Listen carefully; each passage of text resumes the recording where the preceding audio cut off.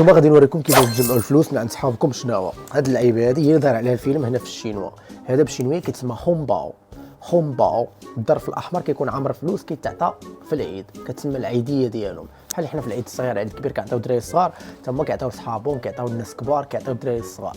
انت باش يعطيوك هاد اللعيبه هادي كانك اجنبي غادي تقول لهم غونسي فاتحاي هونباو ناكوالاي. المعنى ديال الجمله غونسي فاتحاي كنتمنى تولي لاباس عليك، هونباو ناكوالاي راه داك الخونباو اللي هنا هذا كيتسمى خونباو. باش تولي لاباس عليك تعطينا شويه ديال الخونباو باش تولي لاباس عليك. شنو هو غيشوفوك اجنبي كتقول لهم هاد الكلمه هذه غيفرحوا وغيعطيوك الخونباو.